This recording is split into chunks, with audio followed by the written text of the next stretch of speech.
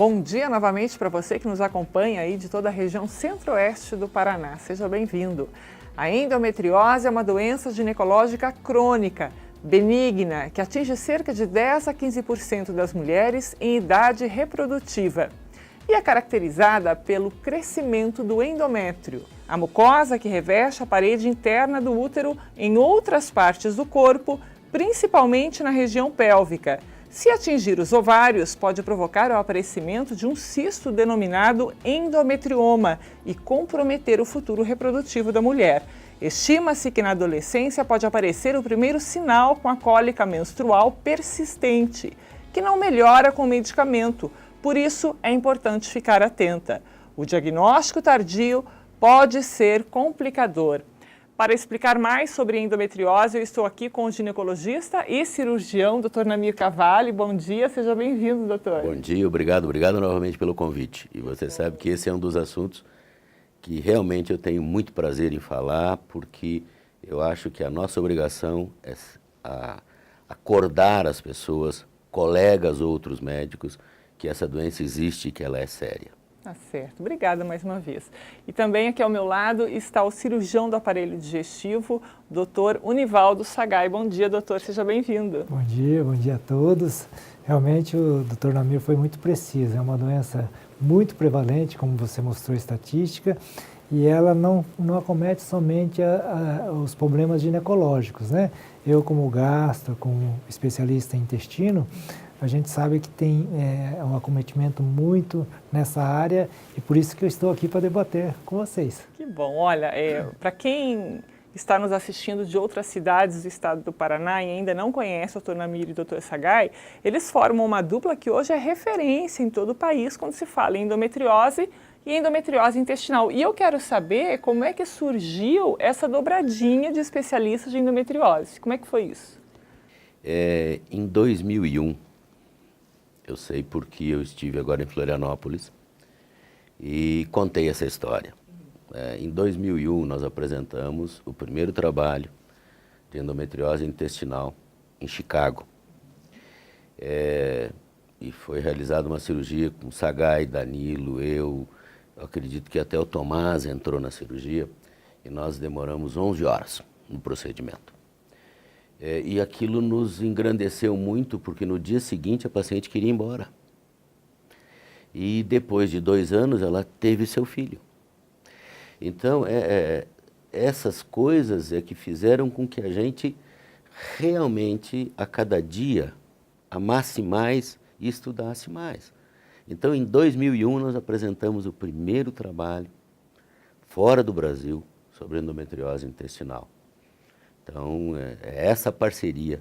A amizade começou em 85, mas a parceria em endometriose foi em 2001. Nós vamos contar essa história qualquer dia.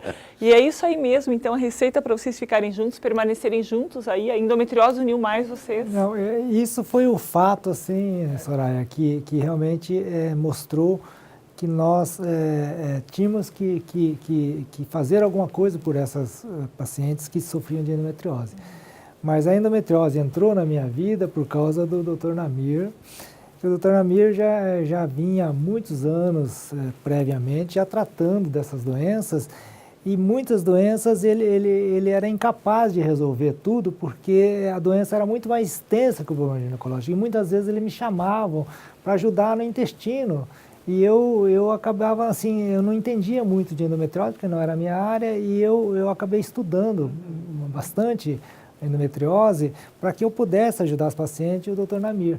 E isso veio estudando e culminou nessa época, Dr. Namir, esse trabalho que nós apresentamos internacionalmente, mas nós também fazíamos trabalhos nacionais. Nessa época a gente foi convidado a escrever um capítulo de livro sobre endometriose no intestino, problemas dessa parte. Eu apresentei vários trabalhos no Brasil e começamos a divulgar a nível da sociedade, tanto de ginecologia como de proctologia, e ganhamos prêmio ao nível de Brasil. E depois disso nós não paramos. Hoje a gente trabalha junto e tudo isso começou pela amizade e pela parceria que a gente tem, e isso só cresce, né? É um casamento que deu certo, né? Eu queria voltar um pouquinho aqui para a endometriose, doutor Namir, a parte ginecológica, até para quem nunca ouviu falar, que está assistindo agora, né?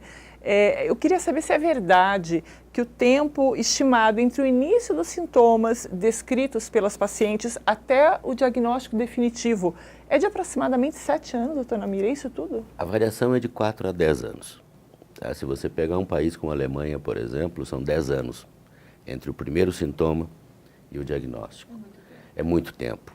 Então, você imagine uma jovem, 23, 24 anos, com dor, incapacitante, necessitando procurar um pronto-socorro todos os meses quando menstrua, e por 10 anos ela fazer isso para chegar a um diagnóstico e dizer, olha, você tem endometriose. O Brasil é 7 anos, então eu acho que o Brasil já está na frente de alguns países. Mas a variação é essa, de 4 a 10 anos. E a gente sempre lembra que no Brasil provavelmente tenhamos 7 milhões de mulheres e no mundo ao redor de 170 milhões. É muita gente com essa doença. O que está acontecendo hoje, o que a gente está vendo?